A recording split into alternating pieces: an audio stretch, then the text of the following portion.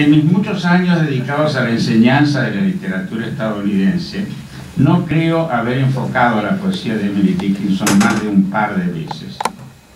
Me intimidaba abordar a una poeta tan íntima y secreta. Unos meses antes del comienzo del curso, de 2011, había decidido que el tema sería el cambio fundamental que se gesta en la poesía y en la sensibilidad del siglo XIX. Empezaba con Whitman y entrando ya en el siglo XX llegaba a Ezra Pound y T.S. Eliot. Vi que decididamente era un error no incluir a Dickinson, mojón obligado del modernismo. Ya dice Alfred Casing que ella fue el primer poeta moderno y Harold Bloom agrega: salvo Shakespeare, Dickinson manifiesta una mayor originalidad cognitiva que ningún otro poeta occidental desde Dante. Empecé a seleccionar poemas y a traducirlos, porque las traducciones existentes no le hacían justicia. En clase fui cambiando alguna palabra de mis versiones y sobre todo gracias al intercambio con los alumnos fui entendiendo mejor a Dickinson.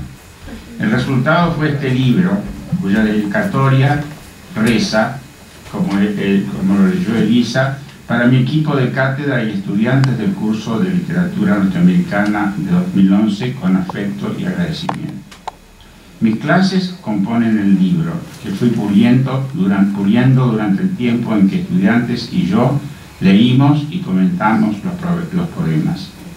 Contribuyó también a aclararme el panorama el pasaje de una carta a Emily de Helen Hunt Jackson, una novelista, autora de una novela entonces muy famosa, Ramona, que luego fue filmada. Y esta Helen Hunt Jackson le escribe a Emily, era su amiga, si se podía ser amiga de Emily. Y esto me pareció una especie de mensaje cifrado destinado a mí. Jackson le decía: tú eres una gran poeta y haces un daño al día en que vives al no cantar en voz alta.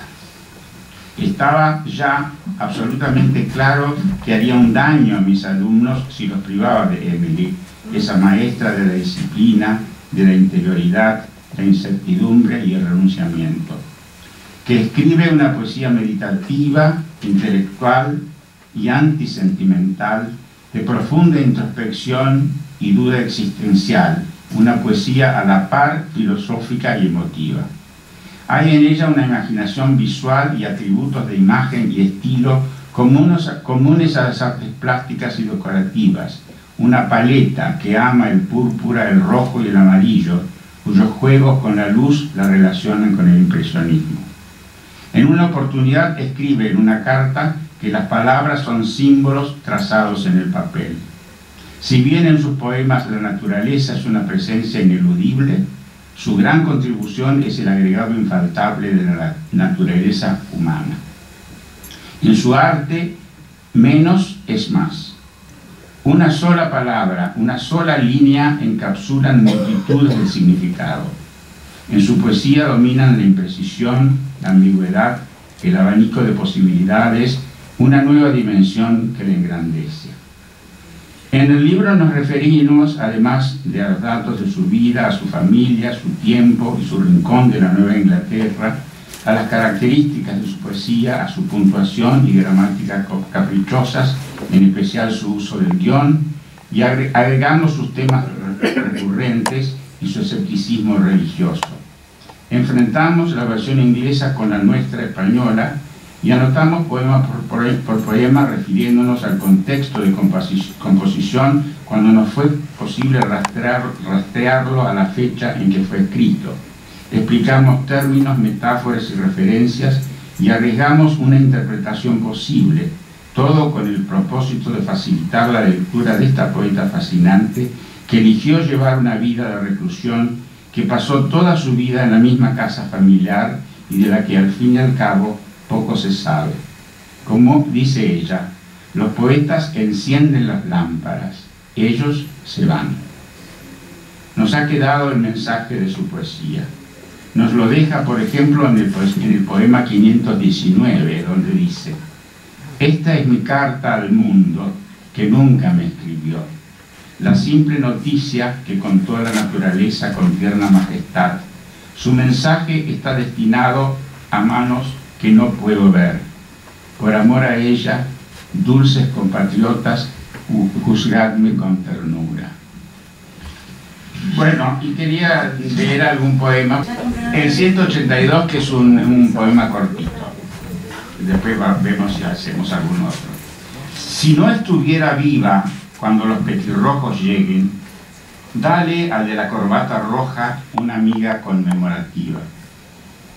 Si no pudiera agradecerte por estar profundamente dormida, sabrás que lo estaré intentando con mi labio de granito. Y la breve nota dice, este poema de 1860 sobre la llegada de la primavera y la posibilidad de que la poeta esté muerta cuando entonces, ¿no?, para llegar a la primavera, se dirige a un interlocutor anónimo, a quien le recomienda que alimente a un petirrojo en especial. La metáfora final, granite lip, labio de granito, constituye un sorprendente broche de oro de este poema. Querría leerles para terminar el que da, pero no sé siquiera dónde está. Acá 258. No, el de Originalidad de Luz. Ah, ¿es el 258? Página 80, página 80. Perfecto. Este es el que da el título a esta selección. Hay cierta oblicuidad de luz en las tardes de invierno que oprime como el peso de la música en la catedral. Nos hace una herida celestial que no deja marca, sino un cambio interno donde el significado está. Nadie le puede enseñar nada. Es el sello de la desesperanza, un dolor imperial enviado desde el aire. Cuando llega, el paisaje escucha. Las sombras contienen el aliento. Cuando se va, es como la distancia en la mirada de la muerte. La nota dice, en la edición de Higginson y Todd, estos son los dos que editaron sus poemas en 3 libros, esta fue la de 1890, el poema se tituló Winter, le agregaron títulos. Es uno de los más famosos, perteneciente al periodo más fecundo de Emily, que va de 1861 a 1865. Trata de la desesperación que se siente en las tardes de invierno, que oprime como un peso terrible, causada por cierta luz inclinada, oblicua. Harold Bloom observa que en la poesía, en su libro sobre el canon, le dedica un capítulo a esta Dickinson, y ahí observa que en la poesía de Dickinson la luz está relacionada con el arrobamiento y la oscuridad con el vacío. Asimismo rastrea slant of light, que traduje como oblicuidad de luz, que en este poema Dickinson llama seal despair, sello de la desesperación. Rastrea esta imagen a uno de los 7 sellos de la revelación, con mayúscula en la Biblia, una especie de inversión del sello erótico puesto sobre el corazón en el Cantar de los Cantares, donde se lee: ponme como sello sobre tu corazón, como sello sobre tu brazo, porque el amor es tan fuerte como la muerte, los celos crueles como la tumba, sus carbones son carbones de fuego, que tienen una llama muy vehemente. Hasta aquí la Biblia. Es un sello que no deja cicatriz. Emily dice, nos hace una herida celestial donde el significado está. Hay en el poema una fascinante correlación entre la opresión que siente la voz poética y la naturaleza, algo así como la falacia patética sobre la que escribe John Ruskin en Modern Painters. Recurso muy usado por los románticos, que consiste en la atribución de sentimientos humanos a lo inanimado. El ejemplo típico es llueve en mi corazón como llueve en la ciudad. esa sintonía que se da entre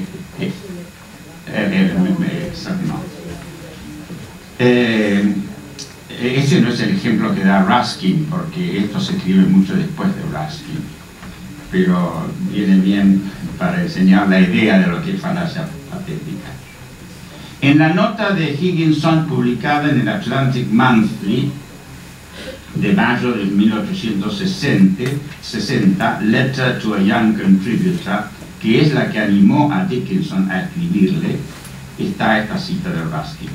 Luego, en su segunda carta a Higginson del 25 de abril de 1862, Dickinson menciona a Ruskin como uno de los prosistas que ella lee, y esta es la carta número 261, que también pudimos cotejar una cantidad de cartas de ella porque arrojan luz sobre su poesía y el momento en que escribe. Nada de esto es extraño, dado que Modern Painters, el libro de Ruskin, era muy leído en los Estados Unidos desde la década de 1840, y es un libro que cambió la concepción popular del arte e introdujo a pintores como Turner y su uso de la luz. La relación de Dickinson con el arte pictórico es conocida. Doy como ejemplo un libro de Rebecca Patterson sobre esto.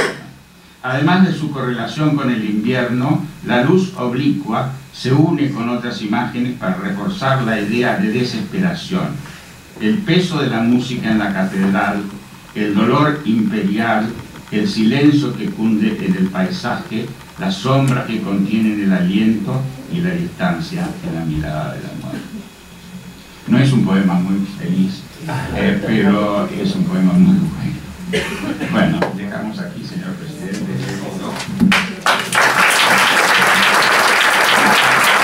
Quiero agradecer a todos por su generosidad, por haber venido acá.